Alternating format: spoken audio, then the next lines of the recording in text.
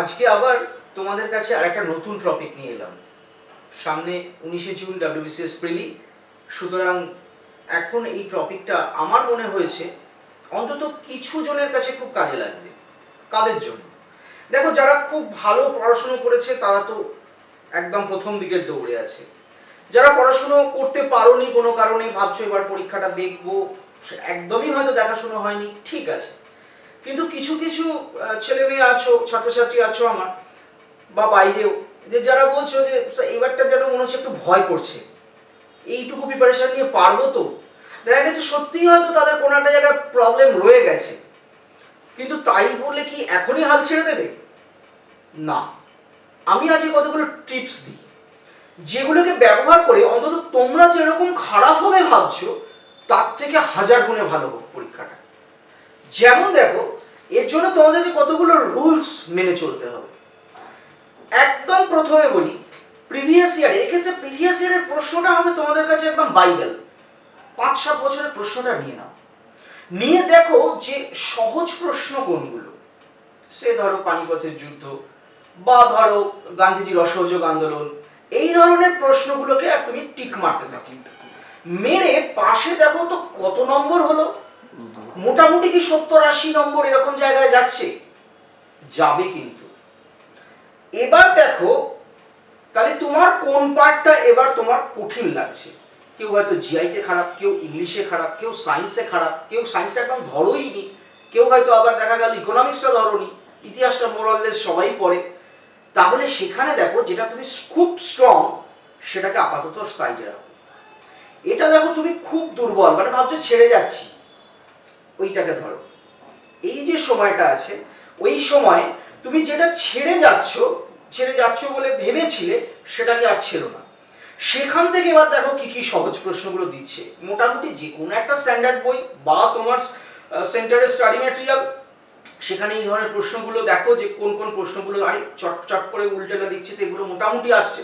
অন্তত out of 25 আমি ভেবেছিলাম 0 ছেড়ে দেবো বা 3-4, সেখানে তো দিব্যি 8-9 মতন মোটামুটি দাগানো যাবে একটু পড়ে নিলেই। সেইটাকে এবার একটু ধরো।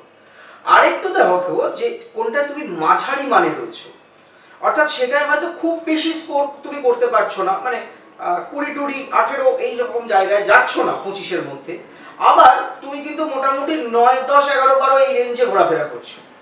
তাহলে সেখানে দেখো কোন ধরনের প্রশ্নগুলো তোমাকে সমস্যায় ফেলছে। সেটা কি একটু টাফ প্রশ্ন, নাকি কারেন্ট অ্যাফেয়ার্স রিলেটেড প্রশ্ন?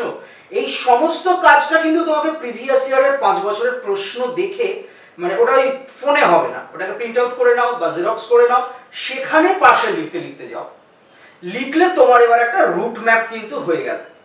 যখনই রুট ম্যাপটা হয়ে গেল, এবার তুমি শুরু করো স্মার্ট ওয়েতে রিভিশন, একই সঙ্গে প্রিপারেশন। কি করবে? বই পড়তে যেও না, প্রিভিয়াস ইয়ারের প্রশ্নগুলো নাও, নিয়ে দেখো যে কোথাও হয়তো কথা বলছি দামোদর নদী নিয়ে একটা প্রশ্ন করেছি, তাহলে তুমি দামোদরের প্রশ্নটা পারছো, তাহলে যেটা খুব ভালো সেখানে তুমি পাশে আরেকটু ইনফরমেশন লিখে নাও যে ডিভিসি 1948, একটু টাফ প্রশ্ন, বা ডিভিসি আগে বিহারের সঙ্গে ছিল এখন ঝাড়খণ্ডের সঙ্গে, মানে ঝাড়খণ্ড ওয়েস্ট বেঙ্গল এই জায়গাটা, এখান থেকে তুমি কিছু পাশে শর্ট নোট করে নিলে, তাহলে তোমার একই সঙ্গে রিভিশন হলো, প্রিপারেশনটা কিন্তু আরেকটু ভালো হলো। এবার দেখলে যে জায়গাটা তোমার একদম অজানা, কিন্তু সেটা তুমি বই খুলেও দেখছো যে না খুব ভালো কিছু করতে পারছি না, অমিট করো। যেটা দেখছো না এই তো এটা একটু দেখলে ভালো হয়, যেমন ধরো ইন্ডাস্ট্রি, ইকোনমিক্সের ইন্ডাস্ট্রি একটা ইজি জায়গা, সেখানে 1991 একটা ইম্পর্টেন্ট জিনিস, সেখানটা তুমি একটুখানি ওই কোশ্চেনে যখন করছো তখন বইটা খুলে ওখান থেকে যতটুকু পরীক্ষার জন্য লাগতে পারে, কারণ কোশ্চেন তুমি অলরেডি দেখে নিয়েছো, সেখানে নোট ডাউন করে নিলে, দু তিনটে করে নোট ডাউন করে নিলে, ব্যাস তোমার মাঝারি জায়গাটাও কিন্তু আস্তে আস্তে বিল্ড আপ হচ্ছে। নেক্সট যে জায়গাটায় তুমি আসবে সেটা হচ্ছে যে এবার তুমি রিভিশন প্রসেস এর সঙ্গে একটু তো রিভিশন রাখবেই। তো রিভিশন প্রসেসটা কি করবে না, সেম টাইপের প্রশ্নগুলো দেখে মনে মনে ভাবতে থাকো। যেমন ধরো কোথাও একবার প্রশ্ন দিয়েছে শশাঙ্কের উপাধি কি ছিল, তাহলে তুমি মনে মনে একটু ভেবে নাও না যে শশাঙ্কের উপাধি কি ছিল, কনিষ্কের উপাধি কি ছিল, সমুদ্রগুপ্তের উপাধি কি ছিল, বা এই জায়গাটা তো আমি পারছি, তার মানে এটা তৈরি আছে, এখানে আর হাত দেবে না, একদমই হাত দেবে না।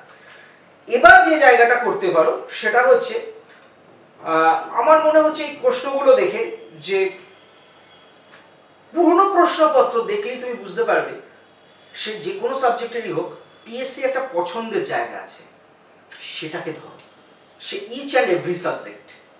তাহলে সেই জায়গাটাকে তুমি এবার ভালো করে আন্ডারলাইন করে শুধু সেইটুকু দেখো। বই তখনই ঘাটবে যেটা তো একটা মোটামুটি বই দেখেছো বলেই না এবার একটু ভয়টা করছে, যার পড়া নেই তার কিন্তু ভয় করে না, আর যার একদম স্ট্রং ঠিকঠাক জায়গা সে একটু একটু ভয় পায়, কিন্তু তোমার মতো বেশি ভয় তো পাচ্ছে না। তাহলে তুমি ওই কোশ্চেনটা এবার বই থেকে একটুখানি দেখো, যে বইটা তুমি পড়েছো, নতুন কোনো বই কিন্তু এখন পড়বে না, ওই বই থেকে বা ওই নোটস থেকে বা ওই স্টাডি ম্যাটেরিয়াল থেকে এবার ওই পছন্দের জায়গাগুলোকে একটু চেক করে আন্ডারলাইন করে নাও। তার মধ্যে যেটা তোমার দুর্বল জায়গা সেটাকে তুমি ওই নোটস থেকে পড়ো, আর যেটা স্ট্রং সেটা শুধু এই কোশ্চেন থেকেই করো না প্রিভিয়াস ইয়ারে। আর এর সঙ্গে আর একটা জিনিস যুক্ত করে দিই, সেটা হচ্ছে ধরো 2005-এ বা 2015-তে বা 2020-তে একটা প্রশ্ন এসেছে, তার অপশন 4টে, একটা হচ্ছে অ্যান্সার। সেই অ্যান্সারটা তো তুমি জানো, যদি জানো তাহলে টিক করে দিলে, যদি জানো না সেটা দেখলে ইম্পর্টেন্ট কতটা বলে আঙুল দিয়ে রেখেছো বা পেন দিয়ে মার্ক করলে। করে এবার তুমি দেখছো বাকি যে 3টে অপশন আছে সেই 3টে অপশন সম্পর্কে একটু ভেবে নাও না। সবসময় যে 3টে অপশন খুব রেলেভেন্ট থাকে তা নয়, সুতরাং সেই রেলেভেন্ট নয় যেটা বাদ দাও, যেটা রেলেভেন্ট সেটা সম্পর্কে একটু ভেবে নিলে ব্যাস, তারই তো মিটে যাবে। তাহলে কি হবে যে তুমি ওই অপশন থেকে এবছর যদি কোনো প্রশ্ন আসে, এবং জেনারেলি কিন্তু এটা হয়, ওই অপশন থেকেই তো নতুন প্রশ্ন হবে, ওটাও তো একটা প্রশ্ন রে বাবা, প্রশ্নের তো একটা অংশ, তাহলে তো তোমার জায়গাটা আর একটু স্ট্রং হয়ে গেল। ঠিক আছে?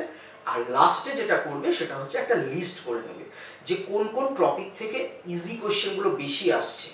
যেমন ধরো নদী থেকে আসতে পারে, বাঁধ থেকে আসতে পারে, খনি থেকে আসতে পারে, ভূগোলের ক্ষেত্রে বলছি, সংবিধানের ক্ষেত্রে কে কত বছর নিযুক্ত থাকে, কাকে কিভাবে নির্বাচন করা হয়, এগুলো ফ্রিকোয়েন্টলি আসে, তো এইগুলোকেই আগে তুমি চার্ট করো না। ইকোনমিক্সের ক্ষেত্রে একটা ইয়ার আসে, কিছু কিছু শব্দের টার্ম আসে, যেমন ডেপ্রিসিয়েশন এসেছিল 2021-20 এই সময়ের মধ্যে, একটু দেখে নিও। তাহলে এগুলোকে একটা চার্ট করে নাও না, তাহলে তো তুমি অনেক বেটার পরীক্ষা দিতে পারছো। এবং তুমি বুঝতেও পারছো না যে এই প্রিপারেশনের ফলে যতটা খারাপভাবে ভেবেছিলে, দেখা গেল হয়তো তুমি ক্র্যাক করে বেরিয়ে গেলে। তারপরে লড়াইটা না হয় পরেই বলা যাবে। আজকে এইটুকুই, যদি কাজে লাগে কমেন্টস করো বা ফোনও করতে পারো। ঠিক আছে?